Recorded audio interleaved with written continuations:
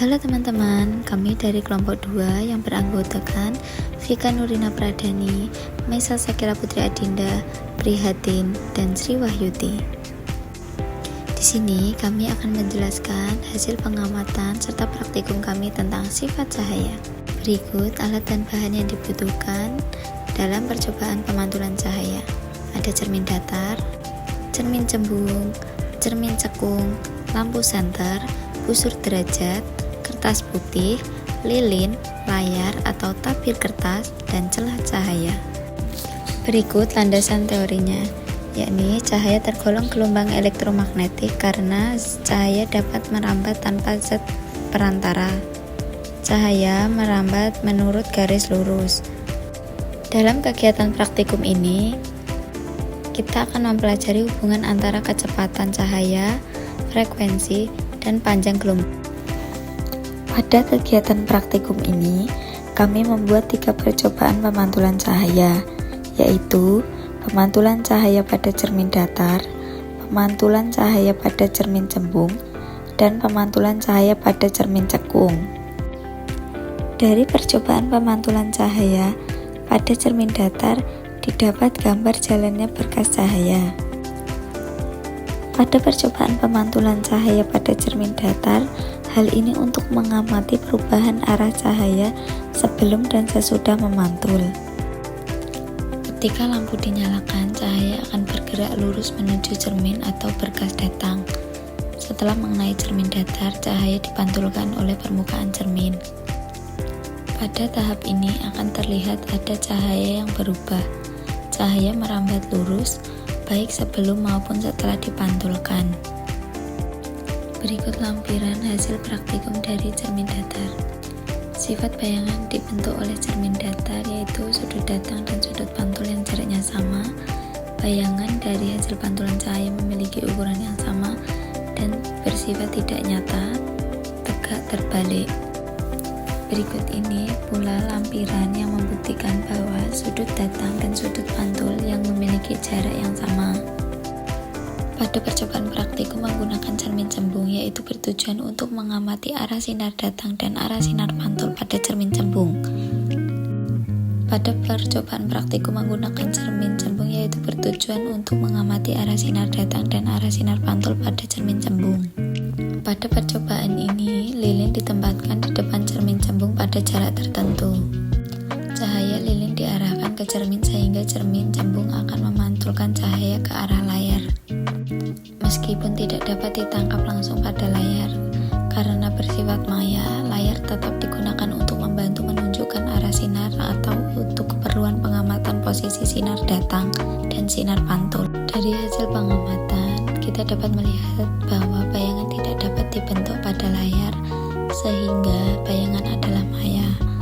Bayangan terlihat kecil dari objek ketika dilihat langsung melalui cermin. Serta sinar-sinar pantul menyebar, namun jika diperpanjang ke belakang akan bertemu di titik fokus. Berikut lampiran sifat bayangan yang dibentuk oleh cermin cembung berdasarkan praktikum, yakni bayangan dari hasil pantulan cahaya memiliki ukuran yang diperkecil, tidak nyata atau maya, serta tegak.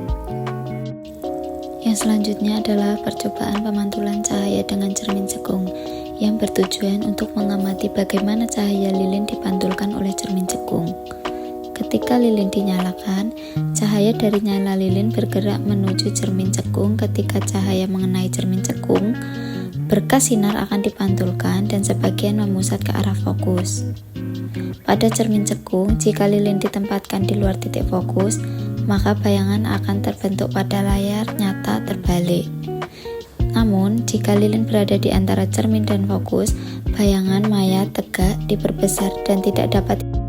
Berikut contoh pengukuran jarak bayangan dan jarak benda pada cermin cekung. Jarak bayangan selalu bernilai positif yang menunjukkan bahwa bayangan bersifat nyata karena terbentuk di depan cermin cekung.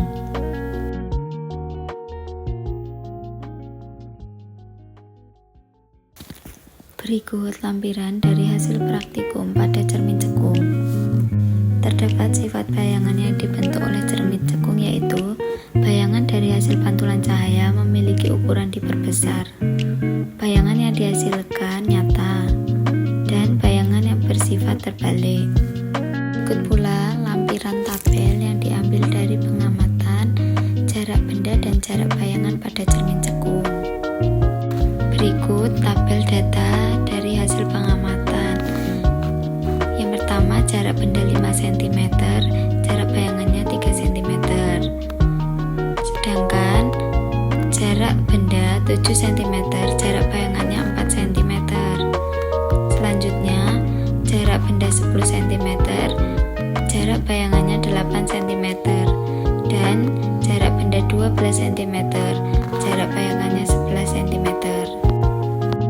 Berdasarkan lampiran pengamatan tersebut, dapat disimpulkan bahwa semakin jauh jarak benda dari cermin, semakin jauh pula jarak bayangan yang terbentuk. Selanjutnya, praktikum yang kami lakukan adalah percobaan pembiasan cahaya. Dari percobaan pembiasan cahaya, didapat gambar jalannya cahaya pada balok kaca. Dalam praktikum ini bertujuan untuk mengetahui pembelokan arah rambat cahaya ketika melewati batas dua medium yang memiliki kerapatan optik berbeda. Dalam praktikum ini, mediumnya adalah balok kaca. Dalam praktik ini, cahaya yang datang dari senter dianggap sebagai sumber berkas sinar melalui celah cahaya. Saat senter dinyalakan, berkas sinar akan merambat lurus dari celah menuju permukaan balok kaca. Saat sinar memasuki balok kaca, sinar akan dibiaskan atau dibelokkan. Saat cahaya memasuki balok kaca, kecepatannya akan berkurang dan arahnya akan mendekati garis normal. Cahaya keluar dari balok kaca kembali ke udara. Kecepatannya akan bertambah lagi dan arahnya akan membelok menjauhi garis normal. Saya lampirkan gambar jalan berkasnya sinar pada balok kaca.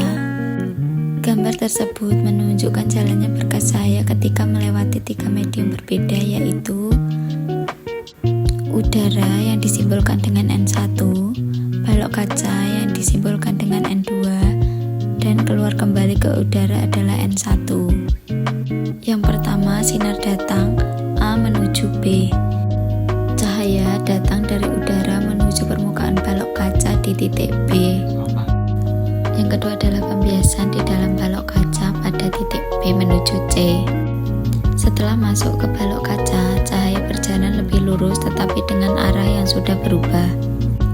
Yang ketiga yaitu sinar balok keluar dari kaca dari titik C menuju D. Di titik C, cahaya keluar dari kaca kembali menuju ke udara.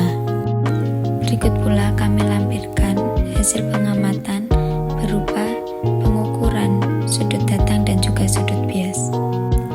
Berikut penjelasan dari tabel hasil pengukuran sudut datang dan sudut bias. Sudut bias selalu lebih besar daripada sudut datang. Pada ketiga percobaan, sudut bias atau R jauh lebih besar daripada sudut datang yang disimbolkan dengan I. Hal ini menunjukkan bahwa cahaya bergerak dari medium lebih rapat ke medium lebih renggang. Misalnya dari kaca menuju udara. Pada kondisi ini berlaku R atau sudut bias lebih besar dari sudut datang atau I. Dari data hasil pengukuran dapat dilihat bahwa semakin kecil sudut datang, sudut biasnya justru semakin besar. Dari data terlihat pola I atau sudut datang 40 derajat, sedangkan R sudut biasnya 80 derajat. Yang kedua, sudut datang 30 derajat dan sudut biasnya adalah 100 derajat. Yang ketiga, sudut datang 10 derajat sedangkan sudut biasnya adalah 140 derajat. Artinya, semakin kecil sudut datang, cahaya semakin mendekati batas kritis, sehingga sudut bias menjadi sangat besar. Berdasarkan data menunjukkan cahaya mendekati kondisi pembiasan maksimum. Kita ambil contohnya, pada sudut datang yang kecil seperti 10 derajat, sedangkan sudut biasnya mencapai 140 derajat, yang sudah sangat besar. Hal ini berarti cahaya hampir mengalami pembiasan ekstrim menuju permukaan mendekati fenomena sudut kritis atau total internal reflection. Dapat disimpulkan dari praktikum kami bahwa cahaya bergerak dari medium rapat ke medium kurang rapat sehingga sudut bias selalu lebih besar dari sudut datang.